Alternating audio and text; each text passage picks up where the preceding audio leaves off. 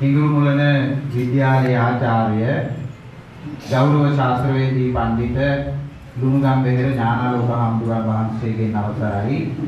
ඒ වගේම ඉත්තදෙමළිය පුරාණ මහා විහාරාධිපති කොටවැලි ඥානෝදය පිරිවෙනි ආචාර්ය ගෞරව ශාස්ත්‍රවේදී පඬිත ආඳුරුගොඩ සුදස්සන හාමුදුරුවන් වහන්සේගෙන් අවසරයි.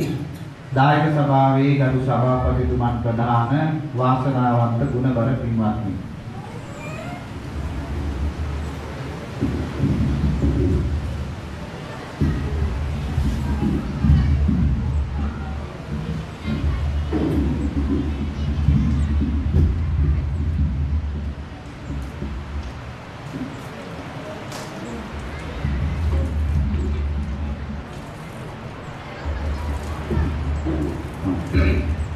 කාල වේලාව බොහොමත් ඉක්ම ගිහිපු නිසා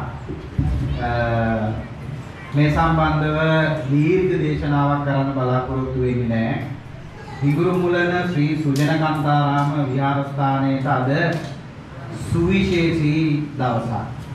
ඒ වගේම මේකට සම්බන්ධ වුණු මේ පින්වත් ලොකු කුඩා හැමදෙනාටම ජීවිතයේ අමරණීය නොමැරෙන අනුස්මරණීය දවසක්. හේතුව තථාගත බුදුරජාණන් වහන්සේ නිසි අසංකේය කල්ප ලක්ෂයක් සසරේ පාරමීදම් පුරාගෙන අවබෝධ කළා වූ තථාගත ශ්‍රී සද්ධර්මය 84000ක් තථාගත සම්බුද්ධ දේශනාවන් හේවිසි බෙහෙරි නාද මැද්දේ මුදුකුඩ ශේෂක් දරාගෙන ගෞරව බහුමානයෙන් මේ විහාරස්ථානයට වැඩම කරවලා තැන්පත් කරලා ඒ කළ පින්කම පිළිබඳව නැවත වතාවක් අනුස්මරණය කරන අවස්ථාව. අපේ ඥානාලෝක හාමුදුරුවෝ සිහිපත් කළා මේකට දායකත්වයේ දරපු පින්වත් කීප පළක් ඒ ඇත්ත මේ ප්‍රදේශයේ නෙවෙයි බොහොම දුර බැහැර ප්‍රදේශවල ඇත්තෝ. ඉතින් සුජනකාන්තාරාම විහාරස්ථානය මෑත කාලේ ඉතාම ශීඝ්‍රයෙන් වේගයෙන් දියුණුවටපත් වෙන විහාරස්ථානයක්. ඒ දියුණුව භෞතික සංවර්ධනය විතරක් නෙවෙයි ඒකට සාක්ෂි අද මේ එකතුණු සිය ගණනක් මේ ගමේ දරුවන්ගේ ආධ්‍යාත්මය හදන්න උන්වහන්සේ විශාල කැපකිරීමක් කළා. අද ඒකේ ප්‍රතිඵල මල්ඵල දරලා තියෙනවායි කියන එකයි මට හිතෙන්නේ. අපේ මැතිතුමනි මේ විහාරස්ථානයේ තිබුණේ අර බෝගහ විතරයි. ඊට අමතරව තිබුණේ අර පරණ සංඝාවාසේ පොඩි කොටසක් තිබුණා. මේ කිසි දෙයක් තිබුණේ නැහැ.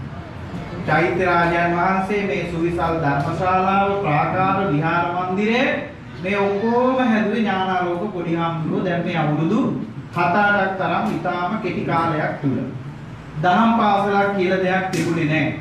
දහම් අධ්‍යාපනය මේ මං ඒකයි මේ සංවර්ධනය කියලා කිව්වේ භෞතිකව උදා වෙච්ච දෙයක් විතරක් නෙවෙයි විශාල පිරිසකට මේ ප්‍රදේශයේ සතර පේරුවේ දායක පින්වතුන්ට තමන්ගේ ආධ්‍යාත්මය පෝෂණය කරගන්නට අවශ්‍ය කරන මඟ පෙන්වීම මේ විහාරස්ථානයෙන් ඉෂ්ට සිද්ධ වෙලා තිබෙනවා. අද ඒක තව වඩා මල්ඵල ගන්නපු දවසක් තමයි අද දවස.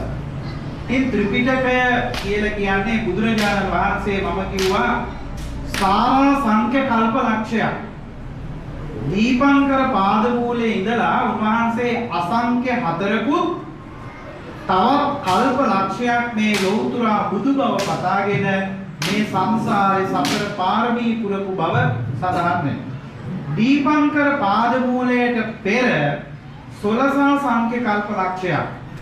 ඒ කියන්නේ අසංඛ්‍ය 16කුත් තවත් කල්ප ලක්ෂයක් මේ සසරේ අති දීර්ඝ සංසාරයේ බුදු බව පතාගෙන ධර්මය පතාගෙන බුදු බව පතාගෙන සසර උන්වහන්සේ ඇවිත් උන්වහන්සේ අමාරුවෙන් අවබෝධ කරගත්තා වූ ධර්මය ප්‍රථම වතාවට දේශනා කළේ ඔයත් දන්නවා. එදා පංච වර්ගීය භික්ෂුන් වහන්සේලාට පුබ්බේ අනනුස්සුතේසු ධම්මේසු මේ ධර්මය පෙර නොඇසූ විරු ධර්මයක්. ඒ නිසා එදා උන්වහන්සේ ධම්සක් සූත්‍ර දේශනාව දේශනා කරපු වෙලාවේ දසසහස්සී ලෝක ධාතු සංකම්පි සම්පකම්පි සම්පවේදී කියලා බලපොතේ මේ සක්වල විතරක් නෙවෙයි දසදහසක් ලෝක ධාතු මේ බුද්ධ වචනේ මේ තථාගත ධර්මය ශ්‍රවණය කරලා මුළු විශ්වයේ දසදහසක් ලෝක ධාතු කම්පා වුණා කියලා ධම්සක් කරපු සූත්‍ර දේශනාවේ සඳහන්.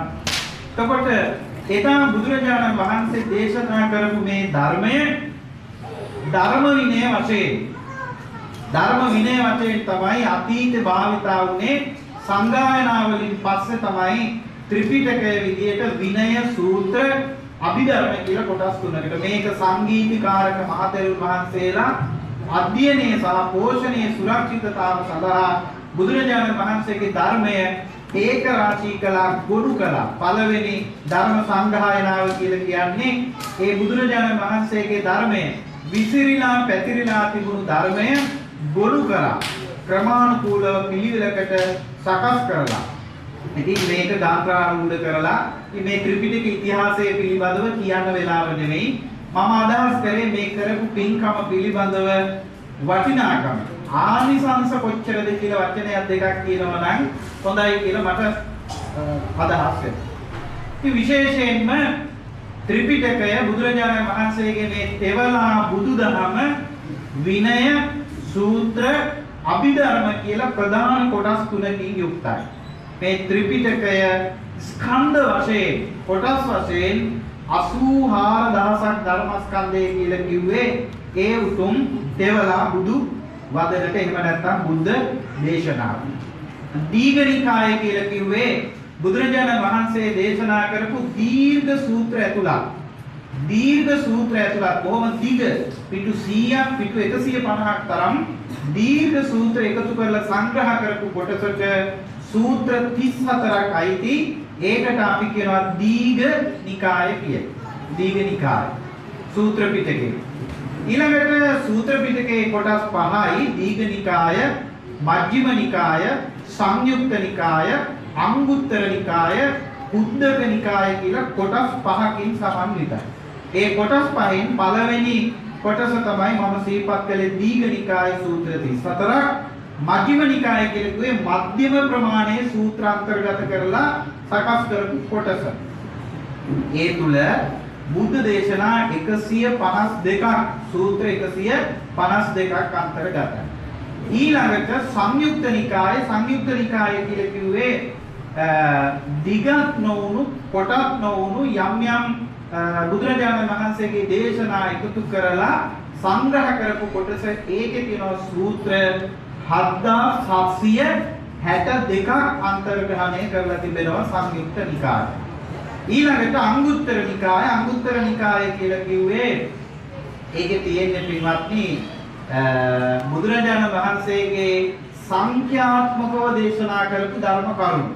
එකේ කරුණු, දෙකේ කරුණු, තුනේ කරුණු, හතරේ කරුණු ඔය ආදී වශයෙන් ඒක නිපාත, දුක නිපාත, තික නිපාත ආදී වශයෙන් දැන් උදාහරණයක් දැන් සංඛ්‍යාත්මක කාරණා කියවලද චතුරාර්ය සත්‍ය හතරයි.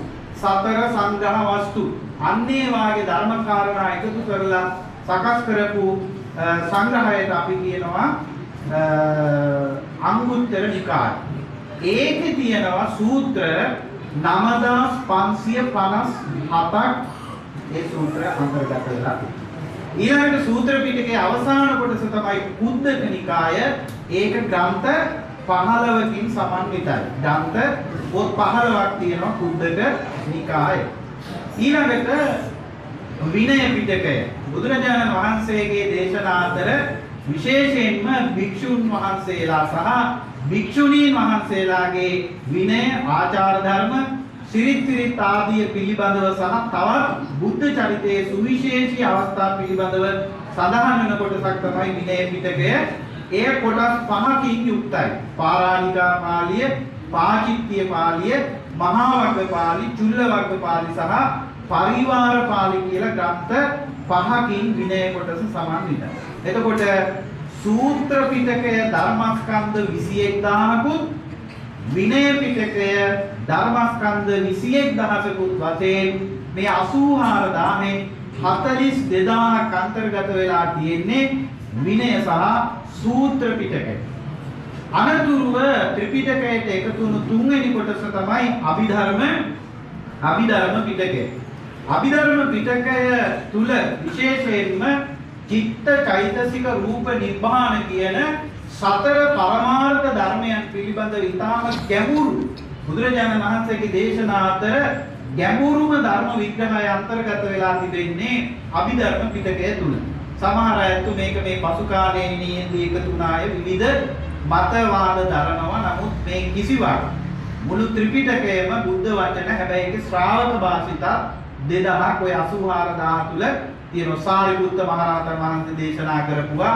ඒ වගේම මොග්ගල්ලාන මුගලන් මහරහතන් වහන්සේගේ දේශනා, මහා කච්චායන මහරහතන් වහන්සේ දේශනා කරපු යම් සූත්‍රات මේ අන්තර්ගත කරලා තියෙනවා. ඉතින් ඒ කවුරු දේශනා කළත් මේ සියල්ලම බුද්ධ වචන. විනය පිටකයට ග්‍රන්ථ 7ක් අන්තර්ගත වෙලා තිබෙනවා.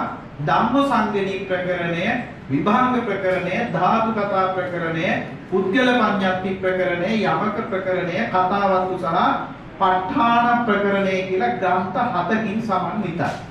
එතකොට විනය පිටකේ ස්කන්ධ වශයෙන් ධර්මස්කන්ධ 42000ක් අන්තර්ගතයි. එතකොට 84000ක් ධර්මස්කන්ධය විනය, සූත්‍ර සහ අභිධර්ම කියන මේ කොටස් තුනට අන්තර්ගතයි. එතකොට මේ බුදුරජාණන් වහන්සේගේ ධර්මය, බුද්ධ ශාසනය අපි හඳුන්වනවා ත්‍රිවිධ ශාසනය. පරියප්ති, පටිවේද, ප්‍රතිපත්ති කියලා ත්‍රිවිධ ශාසනය කියලා ඔයත් අහලා තියෙනවා. එතකොට පරියප්ති ශාසනය කියලා කියන්නේ මෙන්න මේ ත්‍රිපිටක ධර්මය පොත්පත් ග්‍රන්ථ අධ්‍යයනය කිරීම. භික්ෂුවකගේ ගිහියෙක් වේවා පැවිද්දෙක් වේවා භික්ෂු භික්ෂුණී උපාසක උපාසිකා කියන මේ සිව්වන පිරිසම ත්‍රිවිධ ශාසනය අසුරු කරගෙන ගමන් කරන්න ඕනේ කියන එකයි බුද්ධ වචනේ. එතකොට පරියප්ති ශාසනය කියලා කිව්වේ මේ ත්‍රිපිටක බුද්ධ වචනේ. එහෙම නැත්නම් ග්‍රන්ථකරණය, ග්‍රන්ථ අධ්‍යයනය. ඒ තුලින් තමයි ප්‍රතිපත්තිය පූර්ණේ කරන්නේ. ප්‍රතිපත්තිය තුලින් අවසානයේ ලබන ප්‍රතිවේදය සෝවාන්, සකලදාගාමි, අනාගාමි, අරිහත් කියන මාර්ගඵලයන් සාක්ෂාත් කරගන්න පුළුවන්කම ලැබෙනවා. ඉතින් පින්වත්නි, ත්‍රිපිටකයේ අන්තර්ගතය පිළිබඳව ඊට වඩා කරුණු කියන්නට මා අදහස් කරන්නේ නැහැ. වාසධානංච උත්තමං බුද්ධ පමුකස්ස සංඝස්ස දානං ධම්මස්ස ලේකනං කෙත්ත දානංච සංඝස්ස පටිමා කරණම්පිච කරණං වච්ච කුටියෝ අට්ඨ පුඤ්ඤානි උච්චරේ කියලා සඳහන්. ධම්මස්ස ලේකනං කියලා කිව්වේ මෙන්න මේ ධර්ම පොතපත ලියලා පූජා කිරීම අටමහා කුසල් වලට අයිති කියලායි අපේ අපදාන පාළි ආදී සහ ඊට ආනුෂාංගිකව ලියවෙච්ච පසු කාලීන ග්‍රන්ථවල සඳහන් වෙන්නේ. ඔයත් අහලා තිබෙනවා පංචානන්තරීය කර්ම. මොනවාද ආනන්තරීය කර්ම? මව මැරීම, පියා මැරීම, බුදු සිරුරේ ලේසෙලවීම, සංඝ ભેදය, රහතුන් ඝාතනය කිරීම කියන මේ කර්ම පහ. මේවට ඇයි ආනන්තරීය කියලා කියන්නේ? අතරක් නැතුව විපාක දෙන නිසා. මොනවාද අතරක් නැහැ කියලා කිව්වේ? උපදින භවයක් පාසාම ඒක විපාක හම්බ වෙනවා. ආයි සංසාරේ ගැලවීමක් නම් ඇත්තේ නැහැ.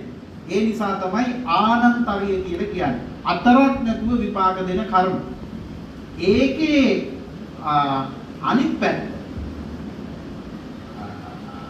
ඒ පාප කර්මවල ස්වභාවය එහෙමනම් මේ අටමහා කුසල් කියලා කියන්නේ අතරක් නැතුව පින් සිද්ධ වෙන මහ පින්කම. සංසාරේ උපදින භවයක් පාසාම සැප විපාක ගෙන දෙන ගරුක කුසල කර්ම අටක් ඔය අටමහා කුසල් කියලා කිව්වා.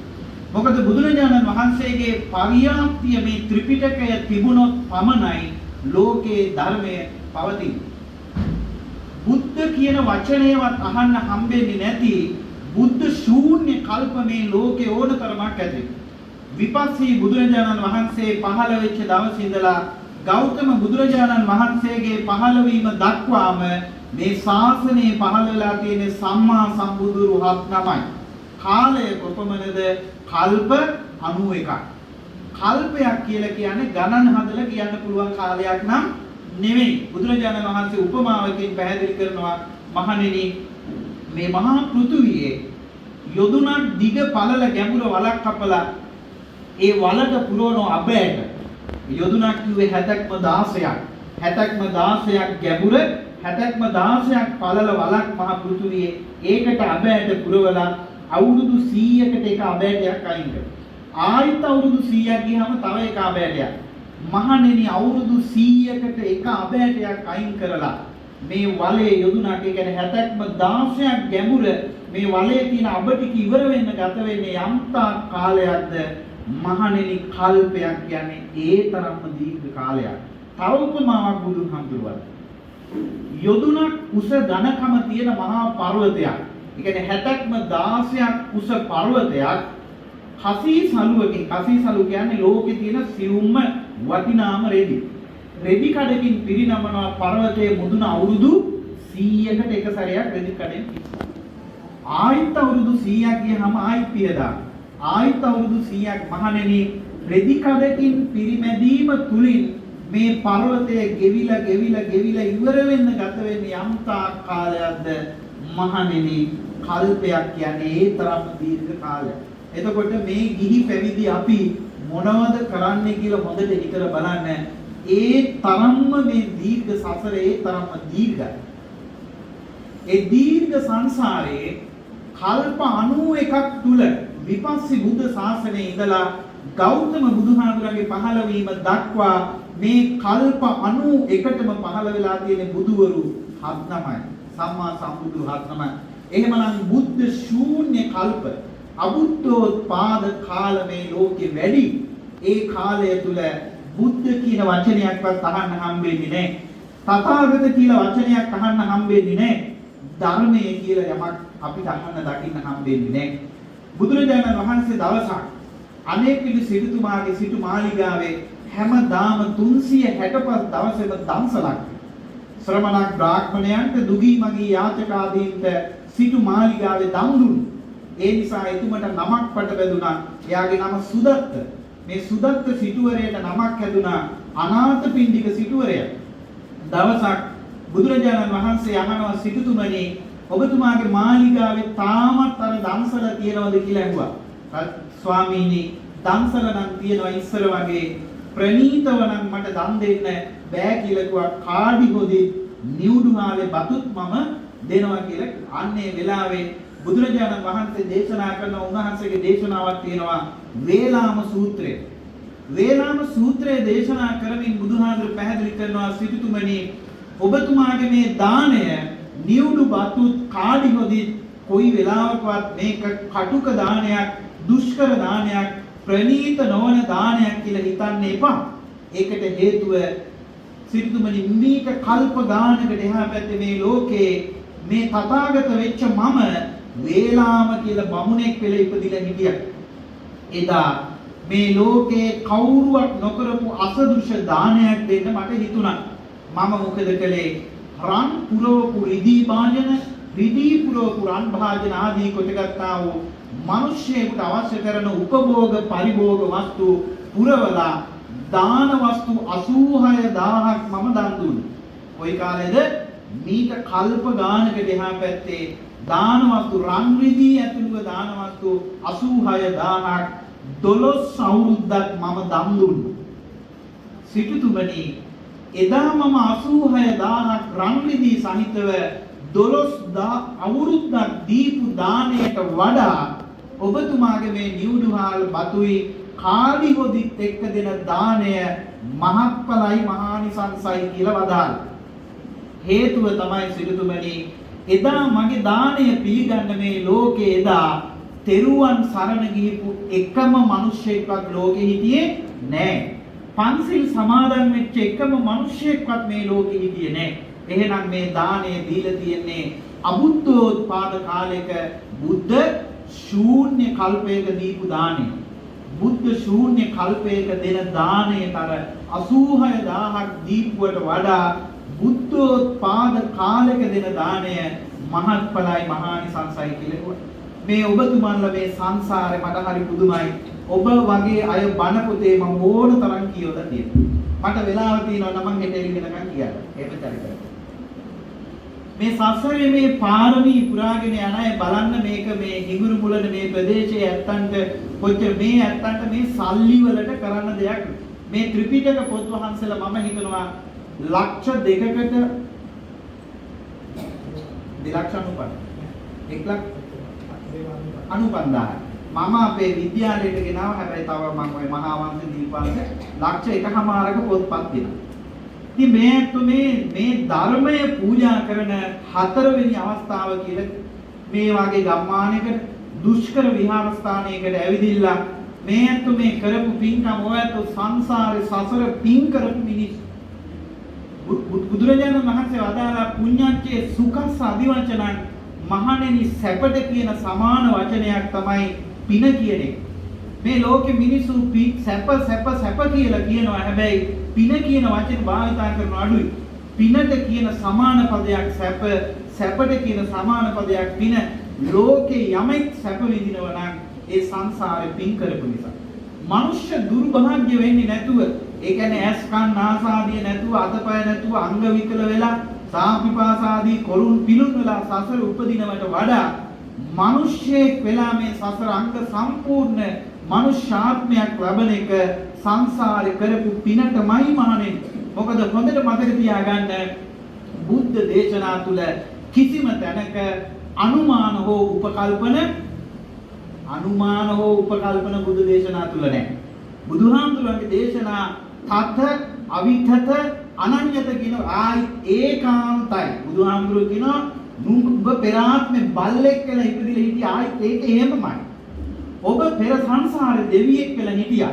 මේ විදිහට බුදුරජාණන් වහන්සේගේ ධර්මයේ දුක නම් දුක්, ඒ දුක්ඛ සත්‍ය මේ ලෝකේ කාටවත් දේවේනවා, මාරේනවා, බ්‍රහ්මනාවා කේනචිවා මේ 84000ක් ධර්මස්කන්ධය තුල තියෙන එක ස්පිල්ලක්වත් මේ ලෝකේ කාටවත් ඒක එහෙම නෙවෙයි කියලා කියන්න පුළුවන් කමක් නැහැ. මේ ත්‍රිපිටකයේ තියෙන ආශ්චර්යය තමයි එදාට ගැලපෙනවය අදට මේක ගැලපෙන්නේ නැහැ කියලා කාටවත් කියන්න බෑ. බුදුහාන්ගේ ධර්මයේ එදාට ගැලපෙනවය අදට මේවා හරියන්නේ නැති මේවා සංසු බලන්න ලෝකේ නීති රීති අපේ රටේ ව්‍යවස්ථාව 21 වතාවක් සංශෝධනය කරලා තියෙනවා. බුද්ධ වචනය කවදාවත් සංශෝධනය කරන්න බෑ. ඒක තමයි මේ ශ්‍රී සද්ධර්මයේ තියෙන ආචාර්ය. දැන් උදාහරණයක් බුදුහාමුදුරන්ගේ දේශනාවේ තියෙනවා මද්ද්‍රව්‍ය පාවිච්චි කිරීමේ විපාක මෙන්න මේ සම්දිත්තිකා ධනංජානි අකීර්ති සංජනනි කෝපීනං නිදංසනි කලහප්ප වඩති පඤ්ඤාය දුබ්බලීකරණ. ඔය කරුණු පහෙන් අමතරව වෙන කිසිම දෙයක් ලෝකෙ වෙන්නේ නැහැ. කියන්නේ එදා මද්ද්‍රව්‍යයත් එමය අද මොනවා ආවත් විවිධ නම් වලින් කියන කුඩු කියනවා කුෂ් කියනවා ඔය මොන දේ තිබුණත් බුදුන් වදාළ විපාක පහ ඒක අදටත් එහෙමමයි. මේකට තව එක විපාකයක් මදිය තව එකක් එකතු කරන්න එහෙම කරන්න බෑ මේ ධර්මය. බුදුරජාණන් වහන්සේගේ ධර්මයේ මම කිව්වා අනුමාන නැහැ. එහෙම වෙන්න ඇති. පෙරේත ලෝකෙ ඉපදිලා ඇති. දිව්‍ය ලෝකේ යාවි. පව් සිද්ධ වේවි. එහෙම ධර්මේ නැහැ. බුදුරජාණන් වහන්සේගේ ධර්මය ආයි කෙලින්ම තත ඒකාන්තයි අවිතත වෙනස් නොවේ අනන්‍ය වෙන දේවේනවා මාරේනවා බ්‍රහ්මනා මේ බුද්ධ වචනය මේ විශ්වයේ දෙවියෙකුටවත් මාරයෙකුටවත් බ්‍රහ්මයෙකුටවත් කේනචිවා කිසි කෙනෙකුට මේ තථාගත ධර්මය එසේ නොවේයි වැරදි කියලා ඔප්පු කරන්න පුළුවන් කමක් නැහැ. ඒ තරම් මේ ධර්මයේ ආශ්චර්යයි. බුදුරජාණන් වහන්සේගේ ධර්මයේ තියෙන ආශ්චර්යය ඒ නිසා අදට ගැලපෙන්නේ නැtei තව එකතු කරන්න ඕනේ. අතීතයට ගැලපුණාට දැන් ඔය බුදුබණ හරියන්නේ නැtei එහෙම කියන්න පුළුවන් කමක් නැහැ. බුදුරජාණන් වහන්සේගේ ධර්මය සර්වකාලීන සාර්වභෞමික ඒ කියන්නේ ලෝකේ ඕනම තැනකට ගැලපෙන ධර්මයන් බුදුරජාණන් වහන්සේ දේශනා කළ දුක මේ ලෝකේ දුක්ඛ සත්‍ය ඒක කාටද නැහැ කියන්න පුළුවන්. ඒක එහෙමම තමයි. ඒ නිසා බුදුරජාණන් වහන්සේගේ මේ පටිච්ච සමුප්පාදය බුදුරජාණන් වහන්සේගේ ගැඹුරු ධර්ම කොටස් ප්‍රතිපද සමුප්පාදය චතුරාර්ය සත්‍ය ආර්ය අෂ්ටාංගික මාර්ගය ඒ ධම ලෝ ධම එහෙමමයි. ඒ නිසා බුදුරජාණන් වහන්සේගේ මේ ධර්මය උන්වහන්සේගේ පරියාප්තිය එහෙම නැත්නම් බුදුරජාණන් වහන්සේ දේශනා කරපු මේ 84000ක් ධර්මස්කන්ධය මම කිව්වා තථාගත කියන වචනයවත් අහන්න හම්බෙන්නේ නැති කාල මේ ලෝකේ උදාර. මේ ගෞතම බුද්ධ ශාසනය තව අවුරුදු 2430යි මේ ලෝකේ තියෙන්නේ. තව අවුරුදු 2400 ඒ කියන්නේ පරම්පරා 20ක් විතර යනකොට මේ ධර්මය මේ ලෝකයෙන් අතුරුදහන් වෙලායි. ධාතු පරිනිර්වාණය කියලා දෙයක් වෙනවා. බුද්ධ පරිනිර්වාණය අවුරුදු 5000ක් පිරෙන වෙසක් පෝය දවස එනකොට මුළු ලෝකෙම තියෙන සර්වඥ ධාතුන් වහන්සේලා රුවන්වැලි මහසෑය මළුවට එකතු වෙලා ඒ ධාතුන් වහන්සේලා නිර්මිත බුද්ධ කායක් මැවිලා ඒ බුදුරුව අහසෙදිම ආදාහණය වෙලා ගිනිගෙන දැවිලා ධාතු පරිනිර්වාණය කියලා බුද්ධ ශාසනය එතනින් ඉවරයි. හැබැයි ලෝක ඉවර වෙන්නේ නැහැ. මිනිස්සුયો ඉවර වෙන්නේ නැහැ. මිනිස්සුયો ලෝකේ ජීවත් වෙනවා. බුද්ධ කියන වචනය, තථාගත කියන වචනය, මේ බුදුබණ පදයක්, ඒ වගේම මේ දාගැප් පෙතිපිලිම මේ කිසි දෙයක් ලෝකෙ ඉතුරු වෙන්නේ නැතුව ශූන්‍ය තත්වයට පත් වෙනවා තව ටික කලකින්. ඒ නිසා ඔබත් මමත් මේ ජීවත් වෙන්නේ බුද්ධෝත්පාද කාලේ. බුදුරජාණන් වහන්සේගේ ධර්මයේ උන්වහන්සේලාගේ ජීවමාන තථාගත සර්වඥ ධාතුන් වහන්සේලා මේ ශ්‍රී සද්ධර්මයේ ජීවත් වෙන ජීවමාන ලෝකයක ඔබත් අපත් ජීවත් වෙන්නේ මොන තරම් වාසනාවක්ද. මොකද අබුද්ධෝත්පාද කාලෙක මේ පින්කම් කරගන්න හම්බෙන්නේ නැහැ. ඔය ඇත්තෝ මුතු කුඩ දරාගෙන සාදු නාදයෙන් මේ බුදුරජාණන් වහන්සේගේ මේ බුද්ධ වචනේ ශ්‍රී මුඛ දේශනා ඔය ඇත්තෝ අතින් වැඩම පින්වතුනි මේකේ ආනිසංස කොච්චරද කියනවනම් අපේ පැරණි පොත්පත්වල පූජාවලියේ සහ අටුවාවේ තියෙන හොඳ කතාවක්. ඒකේ තියෙනවා චූල ගල්ල තිස්ස මහතෙරුන් වහන්සේගේ කතාව කියලා කතාවක්. උන්වහන්සේ අනුරාධපුර යුගයේ ඈත පිටිසර ගම් බද ගමක ඉපදිච්ච තරුණයෙක්. ඔහු වත්පොහසක්කන් දන් දෙන්න පුළුවන් කමක්.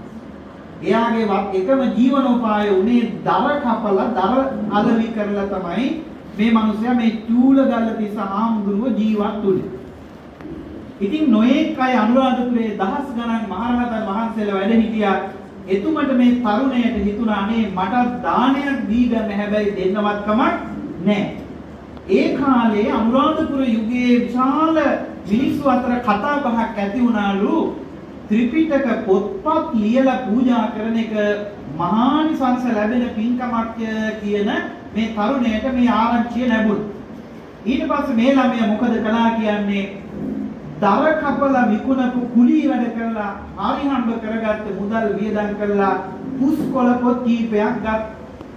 ඒ වගේම පන්හිඳපුත් අර පුස්කොළ ලියන පන්හිඳපුත් මිලදී ගත්.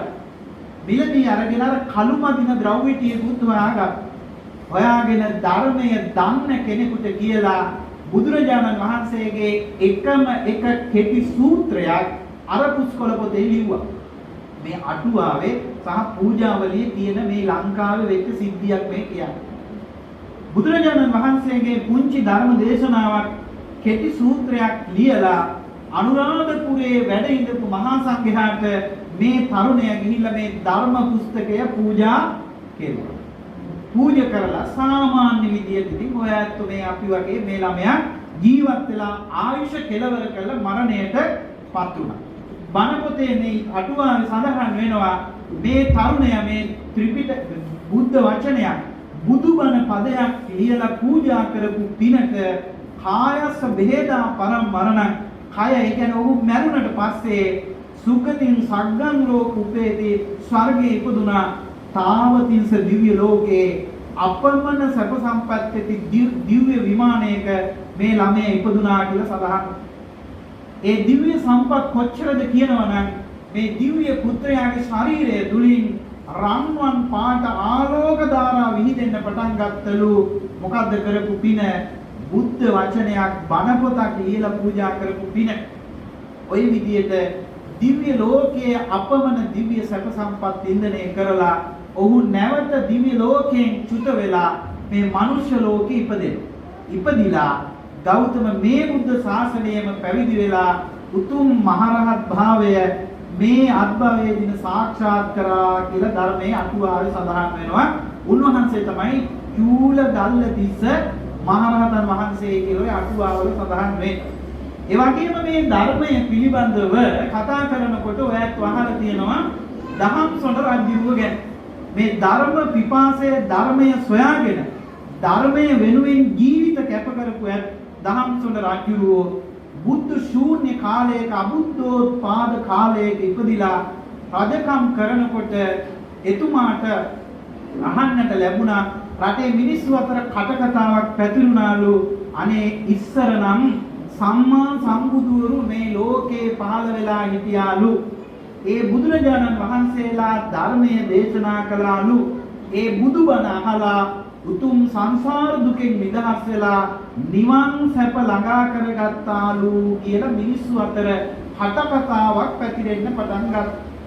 දහම්සොඬ රජුවන්ටත් මේක ආරංචි වෙලා මේ සසරේ පාරමී පුරාගෙන යන මතු බෝසත් කෙනෙකුගේ කතාව මේ කියන්නේ. දහම්සොඬ රජුවන්ටත් හිතුණලු අනේ මට ලෞතර බුදු කෙනෙකුගේ බණපදයක් අහන්න තියෙනවා නම් විශාල ආසාවක් ඇති වුණා. ධර්ම පිපාසයක් ඇති වුණා. හැබැයි ධර්මයේ බුද්ධ කියන වචනයවත් එහෙම දැනගන්න තිබිච්ච කාලෙක නෙමෙයි. රජතුමා මොකද කළේ? රාජ භාණ්ඩාගාරයේ තිබිච්ච වස්තුව ටිකක් ගෙනල්ලා රාජ මාලිගාවේ ඉදිරිපිට වේදිකාවක තබලා අඬබෙර ගැහුවා. බුදුබණ පදයක් කියලා දෙන කෙනෙකුට මේ වස්තුව මම දන් දෙනවා කියලා අඬබෙර ගැහුවා. ගම් නියම්ගම් වල අනබෙර පැතිරුවා. හැබැයි රජුරවන්ට බුදුබණ පදයක් දාන කෙනෙක් හොයාගන්න බැරි වුණා. අර වස්තුව දෙගුණ තෙගුණ සිව්ගුණේ කරලා රාජ භාණ්ඩාගාරයේ තිබිච්ච වස්තු ඔක්කොම ගෙනල්ලා කිව්වා මේ වස්තුව ඔක්කොම දන් දෙනවා.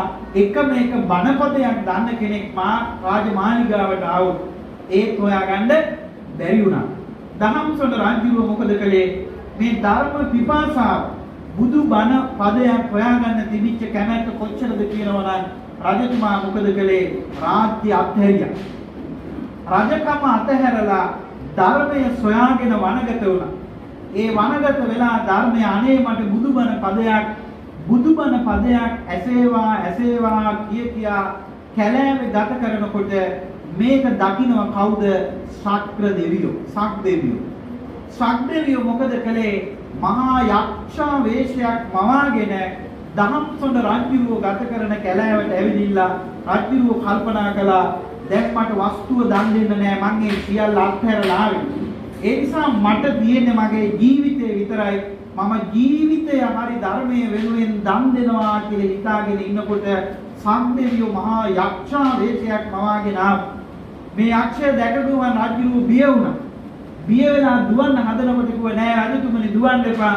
ඔබතුමා හොයන දේ මා ළඟ තියෙනවා. මම පෙර බුදුවරයෙක්ගෙන් අහපු බණපද දන්නවා කියලා කිව්වා. ඒ නිසා දහම්සොඬ රජුව කියන එහෙනම් මේ ධර්මයේ මට කියා දෙන්න.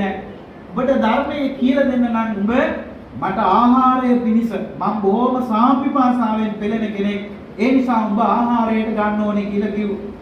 දහම්සොඬ රජුව කිව්වා හොඳයි. ඔබ මට බණපදයක් කියලා ඊට පස්සේ මාව මරාගෙන කන්න කියලා. දහම්පේ යක්ෂය කියනවා නෑ ඔබ බණ ඇහුවට පස්සේ සමහර ලාවට පැනලා දුවන්න පුළුවන්. ඒක හරියන්නේ නෑ. ඒ නිසා මගේ යෝජනාව මේ මහා පර්වතයක් තියෙනවා. ඔබතුමා මේ පර්වතයේ උඩට නැගලා මම මේ පහළ ඉනවා මගේ කටට පනින්න කියලා කිව්වා. ඒ උඩ ඉඳලා පහළට පනින අතරතුර මම මේ බුදුබණ පදේ කියන එතකොට ඔබතුමා බුදුබණ පදයක් අහන ගමන්ම මගේ ආහාරය දහම්සොඬ රජුරෝ ධර්ම පිපාසාව කොච්චරද මේ බුදුබණ පදයක වටිනාකම කොච්චරද කියනවනම් ධර්මයේ සොයාගෙන අර පර්වතයේ මුදුනටම රජුරෝ නැගලා දැන් යක්ෂයා පර්වත පාමුල අර විදියටම මුඛ විවර කරගෙන ඉන්නවා. දහම්සොඬ රජුරෝ ධර්මයේ වෙනුවෙන් ජීවිතය පූජා කරමින් අර යක්ෂයාගේ කටට පැන්නේ. ඔබ දීර්ඝ කතාව මම මේ කිව්වේ ධර්මයේ වෙනුවෙන් මිනිස්සු ජීවිතේ කැප කරපු විදිය. ධර්මයේ වෙනුවෙන් ජීවිතේ පූජා කරපු විදිය. ඒ නිසා අතීත මහරහතන් වහන්සේලා මහ තෙරුන් වහන්සේලා බැමිණිතියා සාගතේ වෙලාවේ මේ රටේ 12 අවුරුද්දක් ඇති වුණු මේ මහා නියන් සාගතේ වෙලාවේ මේ බුදු ශාසනයේ නැත්තටම නැති වෙන තරමටම මනුෂ්‍ය ජන ශූන්‍ය වෙන තරමටම ඒ සාගතේ අපේ රටේ බලපෑ සමහර හාමුදුරුවරු වැලි කඳු ගොඩ ගහගෙන මුහුදු වෙරළේ මුහුදු වතුර පානය කරමින් මේ ත්‍රිපිටකය රැකගත්තා කියලා අපේ ඉතිහාසයේ මහා වංශයේ සහ අටුවා පොත්වල සඳහන්. ජීවිත පරිත්‍යාග. සමහර ආමුදුරු විදේශගත වෙලා මුහුදේ පීනල තරණය කරලා ජීවිතේ බේරාගත්ත ධර්මයේ රැක ගන්න ඕන නිසා. එහෙමයි අතීතයත් මේ ධර්මය ඒ රැකගැනපු ධර්මය තමයි සංගායනා කළේ කොයි කාලෙද? වලගම්බා රජතුමාගේ කාලේ ක්‍රිස්තු පූර්ව පළවෙනි සියවසේ. අදින් අවුරුදු 2000කට එහා පැත්තේ මාතලේ අලුලෙනට රැස් වෙච්ච දුර්භික්ෂය පහ වෙලා ගියාට පස්සේ ඒ පිටරට ගිහිල්ලා ජීවිත බේරාගෙන යපු හාමුදුරුවෝ ලංකාවේ පණ රැකගෙන ඉඳපු හාමුදුරුවෝ එකතු වෙලා මේ ධර්මයේ සත්‍යයනා කළා. බැලුවාම කිසිම වෙනසක් නැහැ. එදා තමයි ධර්මයේ චිරපැවැත්ම චිරස්ථිතිය වෙනුවෙන් ග්‍රන්ථාරූඪ කළ යුතුයි කියලා මේ ධර්මය ත්‍රිපිටකයේ ග්‍රන්ථාරූඪ කළේ. එදා ඒ ග්‍රන්ථාරූඪ කරපු නිසා තමයි අද අපිට මේ ත්‍රිපිටකය ඉතුරු වෙලා තියෙන්නේ. නිර්මල බුද්ධ භාෂිතය අපිට උරුම වෙලා තියෙන්නේ. ඒ අනුව ජීවිත පරිත්‍යාගයෙන් මේ ධර්මය අපේ පැරණි ඇත්තෝ ආරක්ෂා කළා. ඒ නිසා අද දවසේ මේ ධර්ම පූජාව කරපු ඇත්තෝ දහම් සොඬ රජුරු වගේ ඒ වගේම බුද්ධ කාලේ හිටිය සන්තති කියලා ඇමති කෙනෙක්. මං කිව්වේ එළි වෙනකන් කියන්නම් කියලා මේ ධර්මයේ සොයාගෙන ධර්මයේ වටිනාකම මනුෂ්‍ය සන්තති කියන්නේ කොසල් රජුරුවන්ගේ ඇමති ප්‍රධාන ඇමති අගමැති. කොසල් රජතුමා දවසක් 7 දවසකට රජකම පවරන කාටද? සන්තති ඇමතියට. සන්තති මොකද කළේ? 7 දවසක රජකම පැවරුවාම හොඳටම මද්ද්‍රව්‍ය පානය කරලා එදා රටේ ඉඳපු ලස්සනම නිලියත් කොසල් රජුව මෙයාට බාර දුන්නා. ඉතින් මදු විතින් හොඳට මත් වෙලා නාටිකාංගනාවගේ දර්ශන බලබලා ඉන්න මොහොතේ මේ නාටිකාංගනාව මරණයටපත් වුණා. දවසක් සන්තති ඇමතියා ඇතු පිට නැගලා ජල ස්නානයට රාජකීය පොකුණට යනකොට දවසක් බුදුරජාණන් වහන්සේ අතරමඟ වඩිනවා. බුදුහාමුදුරුවෝ දැකලවත් ගරුසරු කළේ නැහැ. මොකද මේක හොඳටම බීලා ඇතු පිට යන. හැබැයි බුදුරජාණන් වහන්සේ සිනාවක් පහළ කළා. බුදුරජාණන් වහන්සේ hina වෙනකොට ශ්වේත වර්ණ බුද්ධ රශ්මි ධාරා බුදු මුවින් පිට වෙලා බුදු සිරස වටා ප්‍රදක්ෂිනා කරලා අහසට පැන නැගිනවා. ආනන්ද හාමුදුරුවෝ ස්වාමීනි ඔබ වහන්සේ hina පහළ කළේ. ආනන්ද අර ඇතු පිට යන සන්තති දැක්කද? හෙට වෙනකොට සන්තති සියලු කෙලෙස් ප්‍රහීණය කළ රහත් වෙනවා කියලා කිව්වා. ඉතින් මිනිස්සු මේ කතාව ඇහුණා. මේ වෙරිමතින් පංචකාම සම්පත්තිය විඳ ඉන්න මේ සන්තති කොහොමද රහත් වෙන්නේ කියලා මිනිස්සු අතර කුකුසක් ඇති වුණා. භික්ෂූන් අතර කුකුසක් ඇති වුණා. රහත්ුනේ සන්තතිට දීලා තිබුණු අර නාටිකාංගනාව රාජ සභාවේ නර්තනයේ යෙදෙමින් ඉන්න අතරතුර මැරිලා ඇද වැටුණා. මේක දරා ගන්න බැරි වේදනාවක් සන්තති ඇමතියට. ගියා බුදුරජාණන් වහන්සේ ළඟට ගිහිල්ලා තමන්ගේ දුක විප්‍රයෝග දුක බුදුහාමුදුරන්ට කිව්වා කියනකොට බුදුරජාණන් වහන්සේ 4 පද ගාථාවක් දේශනා කළා. ඒ 4 පද ගාථාව අහනකොටම ගිහි වේශය පිටින්ම සන්තති උතුම් රහත් භාවයට පත් වුණා. උන්වහන්සේගේ ශ්‍රී දේහය තල්ගස් 7ක් තරම් උඩ අහසට සන්තති දැන් මහරහතන් වහන්සේ කෙනෙක් රාජකීය ඇඳුම් ආභරණ පිටින්ම අහසට පැන නැගලා අහසදී උන්වහන්සේ ආදාහණය තේජෝ ධාතුවට සමවැදිලා උන්වහන්සේගේ ශ්‍රී දේහය අහසදීම ආදාහණය වුණා කියලා සඳහන්. සන්තති මහරහතන් වහන්සේ මේ ගිහි කාම භෝගී ජීවිතයක් ගත කරපු මොහු රහත්ුනේ කොහොමද කියලා ඇහුවා. ඒ වෙලාවේ බුදුහාම වැදගත් කාරණේ මෙතන තියෙන්නේ. අපේ බුදුහාමුදුරුවෝ දේශනා කරන මහණෙනි මේ සන්තති පෙර සංසාරේ කරපු මහා විනක අවසාන පුණ්‍ය විපාකයයි මේ පළ දුන්නේ. මොකද කරපු පින මීට කල්ප 91කට කලින් විපස්සී කියලා සම්මා සම්බුදු කෙනෙක් මේ ලෝකේ පහළ වෙලා හිටියා. ඒ විපස්සී බුදුරජාණන් වහන්සේගේ ශාසනයේ බුදු බණ කියන බව අපේ බුදුහාමුදුරුවෝගේ ඒ බුදුවරුන්ගේ බුදු කිස වෙනස්. විපස්සී බුදුහාමුදුරුවෝ හැමදාම බණ කිව්වේ නැහැ. යම් කාලයකට දවසක් තමයි බණ කියන්නේ. සන්තති මේ කාලේ ඉපදිලා හිටිය ගමක තරුණේ කොල්ලෙක් වෙලා. ඒ ළමයා මොකද කළේ? ගමින් ගම පාගමනින් ගිහිල්ලා මිනිස්සුන්ට කිව්වා අන්න විපස්සී බුදුහාමුදුරුවෝ අහවල් දවසේ අහවල් තැන බණ කියනවා කියලා මිනිස්සු දැනුවත් කළා. සංසාරේ සම්තති කරපු පින ඔන්න ඔච්චරයි.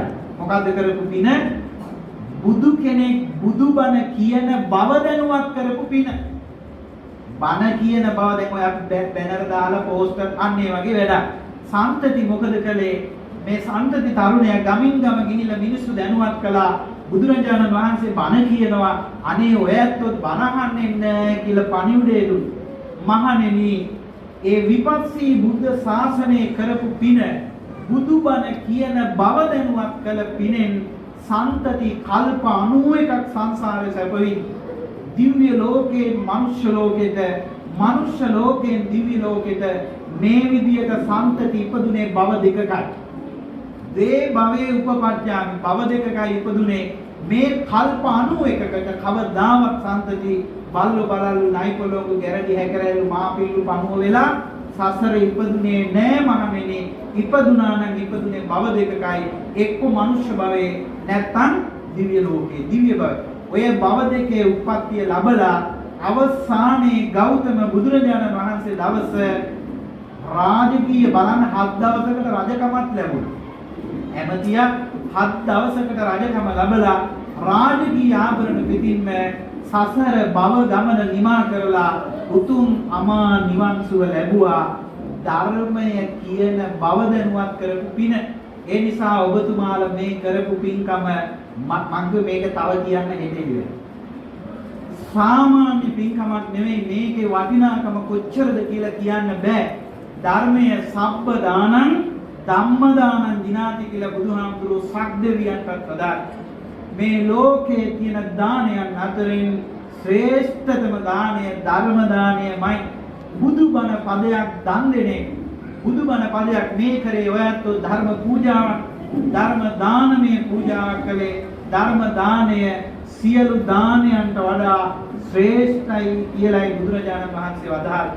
ඒ නිසා බුදුබණ පදයක් දන් දී බුදුබණ පදයක් නෙවෙයි, සමස්ත සර්වඥ භාෂිතය බුදුරජාණන් වහන්සේගේ ත්‍රිපිටක තෙවලා බුදුවදන් දන් දීලා කරපු මේ පින්කම මේ සංසාරේ ඔයත්ෝ සසර යම්තා කාලයක් මේ සසර සැරිසරයිද දේව මානුෂික දෙගතියේ පමණක් මේ සංසාරයේ උපදී ලෞතුරා බුදු කෙනෙක් හමු වෙන්නේ.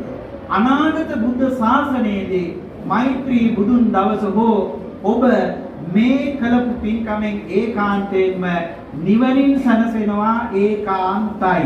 මේක උපකල්පනයක් නෙවෙයි, අනුමානයක් නෙවෙයි. මං කිව්වේ බුදුබණ තුල කිසි තැනක අනුමාන සහ උපකල්පන නෑ. උපකල්පන අනුමාන තියෙන්නේ මේ කෙලෙස් සහිත අපි ළඟ. බුදුරජාණන් වහන්සේ ලෝකයේ ඇතමුලක්ෂය අවබෝධ කරපු ශාස්ත්‍රවරේ. ඒ නිසා කිසිම තැනක උන්වහන්සේගේ අනුමාන සහ උපකල්පන නැහැ. මේ බුදුබණ සත්‍ය නම් ඒ සත්‍ය බලයෙන් ඔයත්ෝ මේ සසර ආයුෂෙන් වර්ණයෙන් සැපයෙන් බලයෙන් ප්‍රඥාවෙන් ශ්‍රේෂ්ඨ මිනිස්සුයි. එක බණ පදයක් ලියලා පූජා කරපු පිනට මේ ලංකාවේ වෙච්ච සිද්ධියක් ඔය චූලගල්ලදීස මහරහතන් වහන්සේගේ කතාව. ලංකාවේ වෙච්ච සිද්ධිය. මේ කල්ප සියවස් ගාණක් පරණ එකක් නෙවෙයි.